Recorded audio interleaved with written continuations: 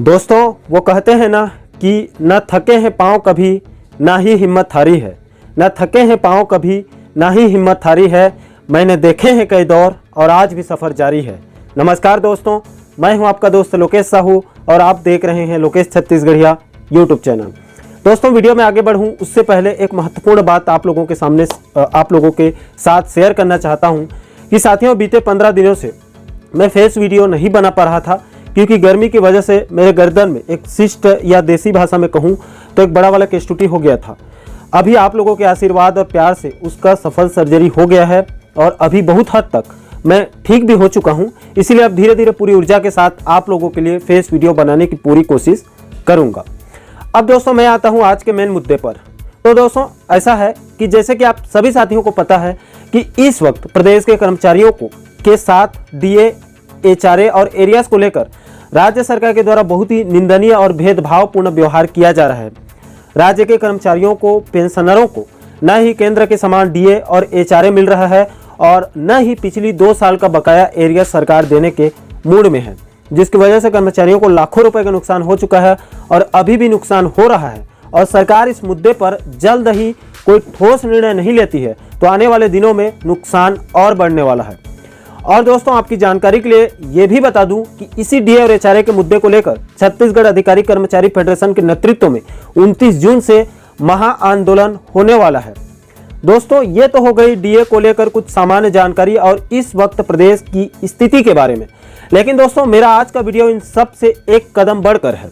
मेरा मुद्दा ये है कि अगर आंदोलन करने के बाद भी राज्य सरकार डीए और एरियाज नहीं देती है तो उसके बाद कर्मचारी संगठनों के पास कौन सा विकल्प बचता है या उनके पास कौन सा ऐसा रास्ता होगा जिसे वो सरकार से लड़कर अपने हक को पा सकते हैं।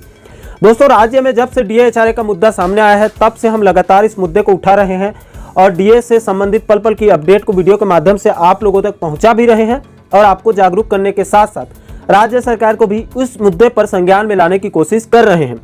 दोस्तों डीए से जुड़े वीडियो के नीचे एक कमेंट शुरू से आ रहे हैं और अभी भी बहुत सारे कर्मचारी साथियों द्वारा बीच बीच में किया जा रहा है और उनके द्वारा दावा किया जा रहा है कि क्यों ना इस मुद्दे को यानी कि डीए एचआरए एरियाज के मुद्दे को बिलासपुर हाई कोर्ट में लिया जाए, यानी कि डीए एचआरए और एरियाज की मांग को बिलासपुर हाई कोर्ट के सामने रखा जाए और कोर्ट के सामने न्याय की गुहार लगाई जाए, क्योंकि हाई कोर्ट के आदेश को राज्य सरकार को मानना ही पड़ेगा।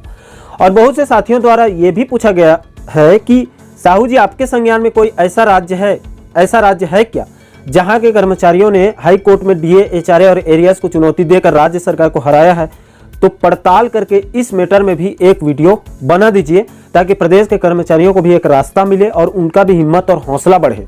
तो दोस्तों मैं आपकी जानकारी के लिए बता दूं कि बिल्कुल ऐसा ही मामला पश्चिम बंगाल से सामने निकलकर आ रही है, जहां पर कर्मचारियों के डीए और एरियाज को रोक कर रखा गया था और उनका शोषण किया जा रहा था और वहां के कर्मचारियों ने हिम्मत जुटाकर एक होकर कोलकाता हाई कोर्ट में याचिका दायर कर दिया, जिसके बाद हाई कोर्ट ने पूरे मुद्दे को संज्ञान में लेकर कर्मचारियों के पक्ष में बड़ा फैसला दिया है। जी हां दोस्तों, यानी कि कोलकाता हाई कोर्ट में कर्मचारियों की बड़ी जीत हुई है।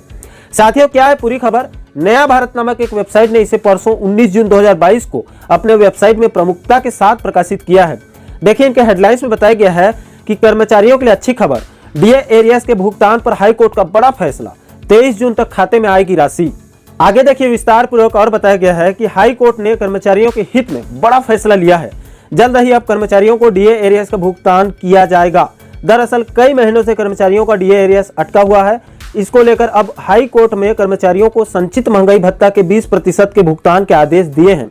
वहीं कर्मचारियों को यह भुगतान 23 जून तक किया जाएगा। इसका लाभ हजारों कर्मचारियों को मिलेगा।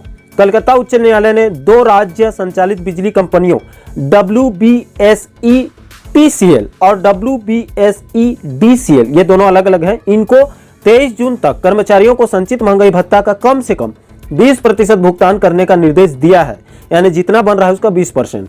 न्यायमूर्ति राजेश मंथा ने शुक्रवार को अपने आदेश में राज्य की बिजली कंपनियों के सीएमडी और 2 महाप्रबंधकों के वेतन और भत्ते जारी करने के लिए 20% भुगतान शर्त बना दिया है, यानी कि जितना डीए एरियाज बन रहा है उसका 20% 23 जून तक देने के लिए सख्त निर्देश दिए हैं।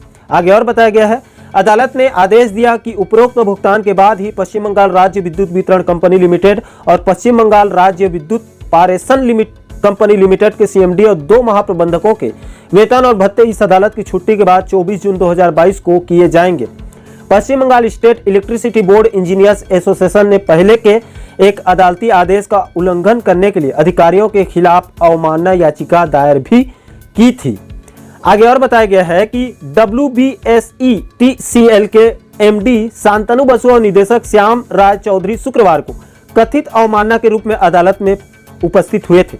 हाई कोर्ट ने 36 किस्तों में डीए का भुगतान करने के लिए अवमानना के वकील का प्रार्थना को ठुकरा दिया, यानी कि 36 किस्तों में देने की मांग की जा रही थी, उसको हाई कोर्ट ने ठुकरा दिया और अदालत ने इसके बजाय दोनों कंपनियों को कम से कम 5 लेकिन 8 से अधिक किस्तों में डीए का भुगतान करने का निर्देश दिया है। 8 से ज्यादा किस्त नहीं होना चाहिए, 8 किस्तों तक आप डीए को कर्मचारियों को दे दीजिए। न्यायमूर्ति मंथा ने एक बार में बकाया भुगतान करने में उनकी अक्षमता की जांच करने के लिए कंपनियों के वर्तमान और पूर्ण वित्तीय रिकॉर्ड की भी मांग की है। इन्हें 24 जून की सुनवाई से पहले जमा किया जाना है। तो यह है दोस्तों डीए एरियर्स को लेकर बड़ी खबर। साथियों, डीए एरियर्स से जुड़े पश्चिम बंगाल की खबर को बताने का एक ही उद्देश्य है कि उसी प्रकार की स्थिति छत्तीसगढ़ कर्मचारियों के सामने भी निर्मित हो गई है। तो अगर यहां भी कर्मचारी संगठनों द्वारा आंदोलन करने से अगर कोई सार्थक परिणाम नहीं निकलता है तो उस स्थिति में बिलासपुर हाईकोर्ट में न्याय की गुहार लगाना बहुत ही अच्छा विकल्प हो सकता है। बाकी दोस्तों, इस पूरे मुद्दे पर आपकी क्या राय है? क्या प्रदेश के कर्मचारियों को भी आंदोलन के बाद एक होकर राज्य सरकार के खिलाफ बिलासपुर हाईकोर्ट में लड़ाई लड़नी चाहिए?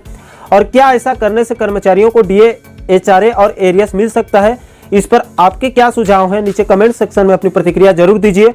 और साथ ही साथ डीए, एचआरए जैसे महत्वपूर्ण मुद्दों पर आप आगे भी वीडियो देखना चाहते हैं तो हमारे चैनल को आप सब्सक्राइब जरूर करें ताकि हमारे सभी नए वीडियो का नोटिफिकेशन आप लोगों तक तुरंत पहुंच सके।